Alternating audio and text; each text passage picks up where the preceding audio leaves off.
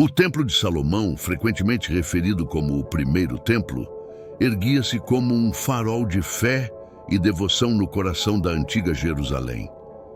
Construída sob a direção do rei Salomão, essa magnífica estrutura não era apenas uma maravilha arquitetônica, mas também servia a um profundo propósito espiritual. Deveria ser um local de morada para Deus na terra, um espaço sagrado onde se encontravam os reinos divino e humano.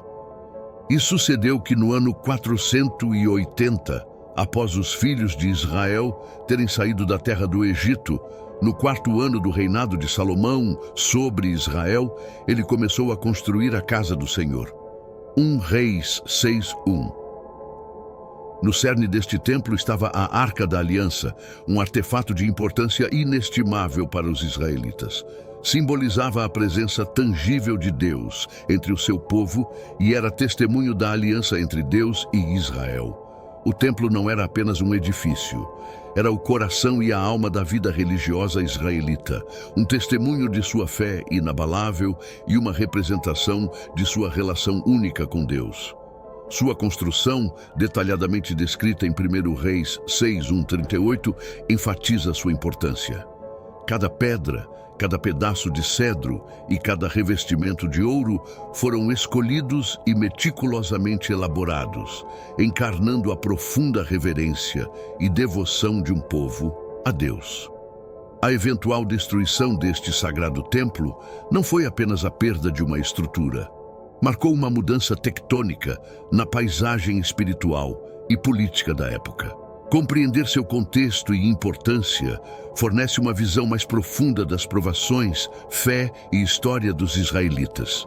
Ascensão da Babilônia. Nos tempos antigos, houve um poderoso rei chamado Nabucodonosor. Sob seu domínio, a Babilônia cresceu até se tornar um império poderoso, sem igual na região. Nabucodonosor não era apenas um homem ambicioso, era um conquistador. Ele via os territórios não apenas como terras, mas como extensões da grandeza da Babilônia. Jerusalém, a brilhante joia dos judeus e lar do majestoso Templo de Salomão, não escapou à atenção de Nabucodonosor. Esta cidade sagrada, rica em história e fé, tornou-se um ponto focal para os desejos expansionistas do rei babilônico. Não demorou muito para que as forças de Nabucodonosor sitiarem Jerusalém, uma poderosa demonstração do poder da Babilônia sobre o povo de Judá. A Bíblia nos diz: nos seus dias subiu Nabucodonosor, rei da Babilônia, e Jeoaquim foi seu servo 3 anos. Depois se revoltou contra ele. De 2 Reis 24:1. Em vez de destruir completamente Jerusalém após seu primeiro cerco, Nabucodonosor optou por uma abordagem mais estratégica. Ele fez com que os reis de Judá seguissem suas ordens, controlando-os como marionetes. Isso significava que, embora fosse permitido que permanecessem no trono, eles deveriam prestar lealdade à Babilônia e obedecer aos mandamentos de Nabucodonosor. No entanto, a relação entre Babilônia e Jerusalém não estava destinada a ser pacífica. Os reis de Judá, embora inicialmente submissos, não estavam contentes em ser simples marionetes. A rebelião cresceu em seus corações. Mas o poder de Babilônia não era algo que pudesse ser ignorado. Quando Zedequias se tornou rei, já tinha 21 anos de idade. Após a revolta de Jeoaquim, 2 Reis 24:17 revela que Nabucodonosor instalou o jovem Zedequias no trono de Judá como seu títere para manter seu poder. 2 Crônicas 36:11-20 fala mais sobre a maldade de Zedequias, especialmente que ele não deu ouvidos a Jeremias, nem a nenhum dos outros mensageiros de Deus. Em vez disso, ele zombou deles e ignorou o que tentavam dizer. A maldade que Zedequias cometeu é detalhada em 2 Crônicas 36:12-14. Ele não estava disposto a ouvir a palavra de Deus falando através de Jeremias. Quebrou um juramento feito em nome do Senhor como vassalo da Babilônia e não se arrependeu nem conseguiu dissuadir os líderes e sacerdotes de profanar o templo com a restauração de práticas idólatras. Depois do que parecia uma quantidade interminável de tempo, A paciência e a longanimidade de Deus chegaram ao fim. Zedequias se revoltou contra o rei da Babilônia. Jeremias nos informa que naqueles tempos havia muitos falsos profetas pregando uma mensagem de triunfo e vitória para Zedequias. Infelizmente, ele acreditou neles em vez dos profetas piedosos como Jeremias. E como resultado, ele se revoltou contra o rei da Babilônia. Jeremias advertiu Zedequias que sua revolta contra a Babilônia fracassaria. Como resultado, Zedequias prendeu e aprisionou Jeremias, mas o profeta permaneceu firme em sua fidelidade à mensagem de Deus. Advertências proféticas. Ao longo da história de Israel antigo, Deus enviou profetas para guiar, advertir e comunicar sua vontade ao seu povo escolhido. Esses profetas, como mensageiros de Deus, frequentemente trouxeram advertências sobre as graves consequências que aguardavam os israelitas se continuassem em sua desobediência e se afastassem dos mandamentos de Deus. No centro dessas advertências estava a possível destruição do majestoso Templo de Salomão, um símbolo do lugar de morada de Deus entre seu povo. Jeremias, no capítulo 7 de seu livro, faz uma referência perturbadora a um local de adoração anterior que os israelitas haviam profanado, Silo. Deus lembra o que aconteceu naquele lugar devido à maldade de seu povo. Vai agora ao meu lugar em Silo, onde fiz morada para o meu nome no princípio, e vê o que fiz com ele, devido à maldade do meu povo, Israel. Enquanto você fazia todas essas coisas, declara o Senhor, falei com você repetidamente, mas você não ouviu. Eu te chamei, mas você não respondeu. Portanto, farei à casa que leva o meu nome o que fiz em Silo, o templo em que você confia, o lugar que dei a você e a Oeja, seus antepassados. Jeremias 7, 12 e 14.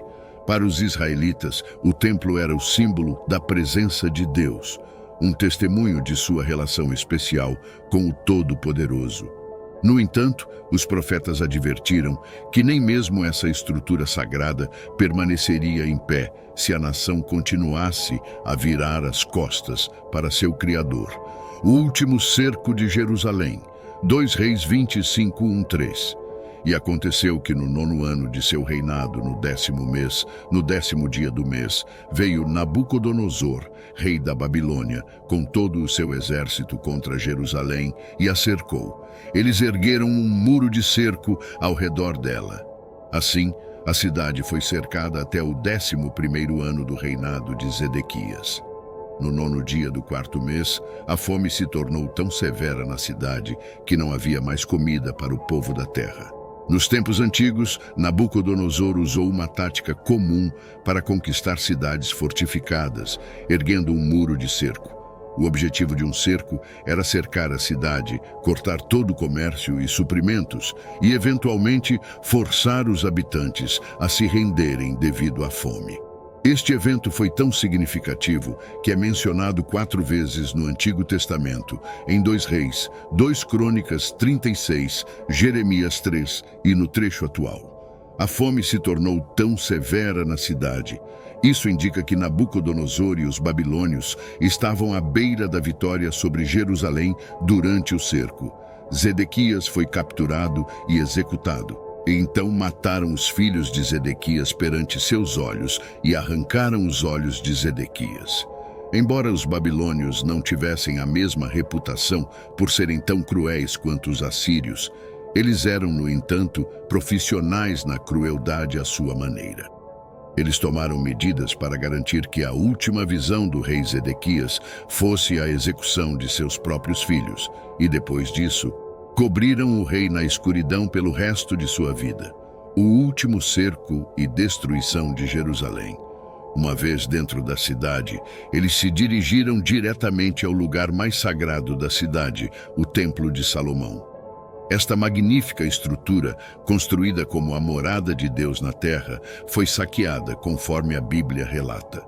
No 7º dia do 5º mês, no ano 19 de Nabucodonosor, rei da Babilônia, Nebuzaradã, o comandante da guarda, servo do rei da Babilônia, veio a Jerusalém. Queimou a casa do Senhor, o palácio real e todas as casas de Jerusalém. Toda a grande edificação ele incendiou. 2 Reis 25:8-9. As muralhas de Jerusalém, que proporcionavam segurança física à cidade, foram destruídas. Como resultado, Jerusalém já não era um lugar seguro para seus habitantes. As muralhas permaneceram em ruínas até serem reconstruídas pelos exilados que retornaram durante o tempo de Neemias. Lemos: Nebuzaradã, o capitão da guarda, demoliu Metódica e queimou a cidade, o palácio e edifícios-chave, derrubando muros e destruindo o templo. O título hebraico, o executor principal, ou o carniceiro, se refere a ele. Não apenas profanaram este local sagrado, mas também o saquearam, levando muitos de seus tesouros. O magnífico templo de Salomão agora era uma ruína. Permaneceria assim por muitos anos, até ser humildemente reconstruído pelos exilados que retornaram nos dias de Esdras. O templo foi destruído no 11º ano de Zedequias, no 19º ano de Nabucodonosor e no ano 160 da era de Nabonassar. Isso ocorreu 424 anos, 3 meses e 8 dias depois que Salomão lançou a primeira pedra. Ele levou de Jerusalém todos os utensílios da casa de Deus, tanto grandes como pequenos, e os tesouros do templo do Senhor e os tesouros do rei e de seus oficiais. 2 Reis 25:13-15. E assim, o magnífico templo de Salomão, que um dia se ergueu como um testemunho da glória de Deus e do orgulho de Israel, foi queimado. Os babilônios, insatisfeitos com a mera destruição, levaram muitos dos artefatos e tesouros de volta à Babilônia como despojos de sua vitória. A queda do templo não foi apenas a perda de um edifício, foi o símbolo dilacerante de uma aliança quebrada, de uma relação tensa entre Deus e seu povo. Mas como a história mostraria mais tarde, foi um testemunho do espírito indomável de uma nação e da misericórdia inesgotável de um Deus amoroso. Esta foi a terceira grande onda de cativeiro que levou o restante do povo, exceto os pobres da terra. Jeremias 52, 17-23 é um inventário detalhado de tudo o que os babilônios saquearam do templo. Jeremias 52, 17-23, nova versão internacional. As colunas de bronze que estavam na casa do Senhor, os carros e o mar de bronze que estavam na casa do Senhor. Os caldeus quebraram e levaram todo o bronze para a Babilônia. Eles também levaram as panelas, pás, garfos, tigelas, colheres e todos os utensílios de bronze usados pelos sacerdotes. As bacias, braseiros, tigelas, panelas, candelabros, colheres e taças, tudo o que era de ouro maciço e tudo o que era de prata maciça, o comandante da guarda os levou. As 2 colunas, o mar, as 12 bolas de bronze que estavam sob ele e os carros que o rei Salomão havia feito para a casa do Senhor. O bronze de todos esses artigos era inestimável. E assim, o majestoso templo de Salomão, que um dia se ergueu como um testemunho da glória de Deus e do orgulho de Israel, foi queimado e saqueado. Sua destruição marcou um ponto de viragem na história espiritual e política da época, mas também revelou a resistência inquebrantável da nação de Israel e a infinita misericórdia de um Deus amoroso.